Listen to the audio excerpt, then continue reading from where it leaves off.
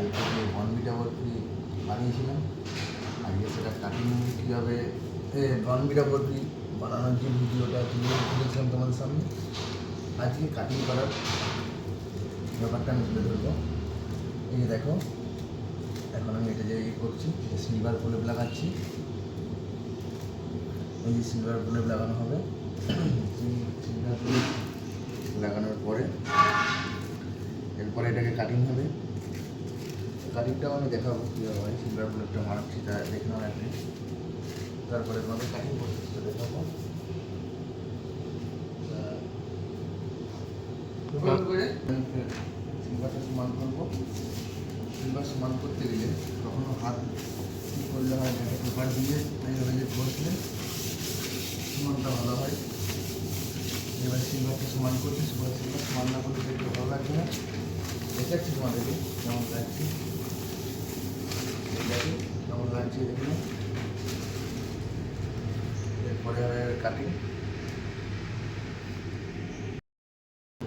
দেখো বন্ধুরা, এবার কাটিং করা হচ্ছে। কাটিং হচ্ছে এটা, এরপরে ট্রেতে সাজানো হবে। যাই হোক,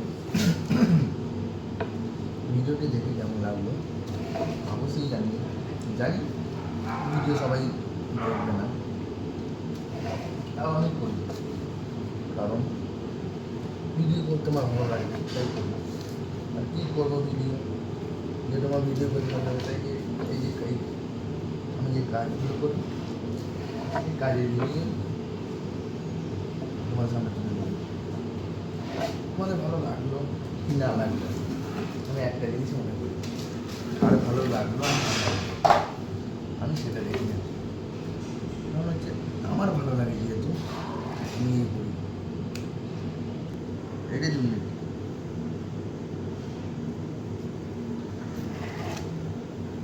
হ্যাঁ জানি আমার কাছে পিছনে অনেক কিছু অনেক কিছু বলে, কিন্তু কে কী বললো সেটা দেখার আমার টাইম নেই। এই যে আমি কাজ করছি আর কথা বলছি, সেই রকম আমাকে পিছনে কে কী বললো আমি দেখি নেই, দেখার টাইম নেই। কারণ আমার সামনে যারা বলে তাদের কথাই আমি ঠিকভাবে শুনতে পাইনি, কারণ আমি এতটাই কাজে অনেক সময় মাঝে মধ্যে ব্যস্ত থাকি। তাহলে পিছনে কীভাবে শুনবো? আর পিছনে কারা বলে? যারা কুকুর হয়। একটা কথা মনে রাখবে, যারা কুকুর হবে তারা পিছনে অনেক কিছু বলবে, সামনে তো বলতে পারবে না। যারা দম থাকবে তারা সামনে বলবে, পিছনে কেন বলবে?